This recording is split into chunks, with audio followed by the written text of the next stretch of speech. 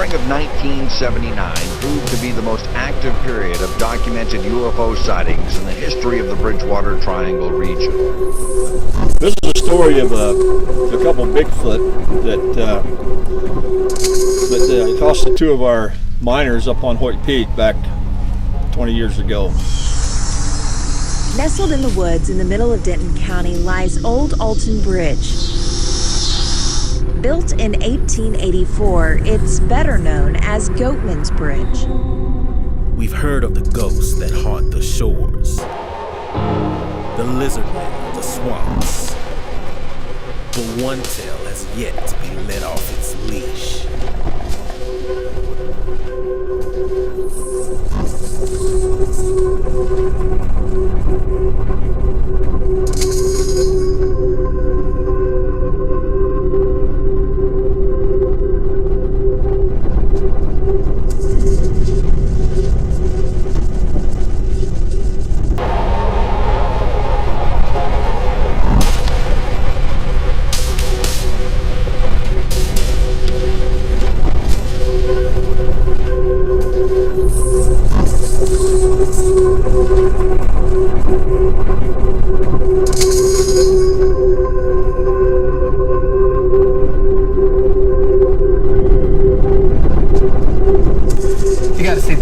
Tonight, a couple is sharing their experience of living in a Hillsborough house. They say it's haunted. I could not do this. CBS 17's Bridget Chapman spoke to the Maxwells about their time in the house and dug into the dark history of that property. He worked for the Cones. He was the second one, actually. But his body was found shortly before the Great Depression at the corner of West Washington and Green Street. He had jumped from one of the third floor windows.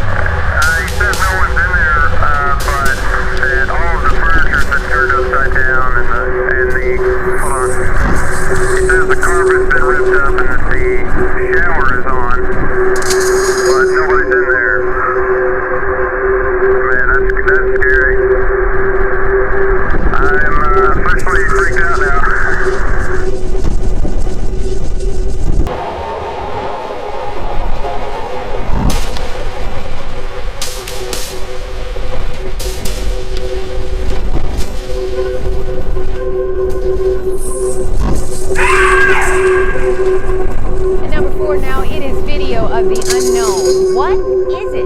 Is it real? And what is it doing there? A family in Highland, Michigan believes their house is actually haunted and thinks something is harming their little girl. Connection News reporter Alan Campbell went to the home to see for himself. It happened here in this room as 15-month-old Lily was inside her bed. Caught on camera, something walks in front of her crib, catching Lily's attention. Whatever it is, the family says it needs to go. It's almost like she sees something that we don't. It's an image Heather and Josh say is haunting their home. It was chilling. It was literally a chill down your spine, like that what-if factor. Like, is this what I just saw? Caught on the couple's Danny Cam video a few weeks ago, what appears to be something moving in front of the baby crib. I freaked out. I stopped what I was doing and I ran upstairs and I grabbed my daughter. Heather says this so-called ghost scratched her daughter Lily and attacked her too. It scares us that it could do something else. I mean, there was even a morning that I woke up and I felt like something was around like someone's hands were around my neck. A team of paranormal investigators came in and tried answering some of the couple's questions and concerns.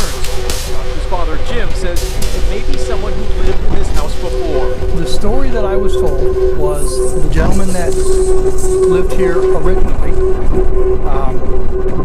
committed suicide, apparently, by jumping out this window,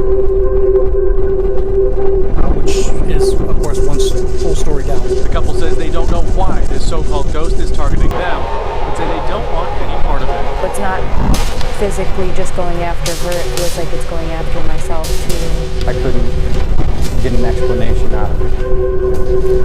So it's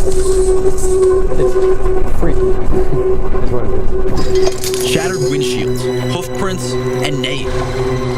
Welcome to Donkey Lady Bridge, a ghost story that goes back decades. The lady was badly burnt in a fire, and she was distorted, and her hands became almost to look like hoofs, and they were heavily scarred, and her face was elongated, and she sort of looked like a horse. Throughout the years, many visitors here have told the story of seeing this woman or seeing this beast. But like the supposed encounters, there's more than one story about how this haunting began. UFO sightings in the history of the Bridgewater Triangle region. A number of news outlets and law enforcement agencies were flooded with reports of large, low-flying UFOs. During that time, former WHDH reporters Jerry Lopes and Steve Sprazia claimed to have witnessed what is arguably the most famous UFO sighting to occur within the Bridgewater Triangle. Jerry Lopes and I worked at WHDH Radio, and we were heading down to the Raynham Dog Track, and when we got off 24 onto 106, I noticed this really bright light over the tree line, and the light was coming closer and closer and getting bigger and bigger. And I remember saying to Jerry, "What is that over there?" So we pulled his vehicle over, and all of a sudden the stars blotted out in the shape of an arrow as this thing passed overhead. Ironically, I'm a big baseball fan. It looked like a baseball home plate, and there were a series of lights on it. And it was very, very wide.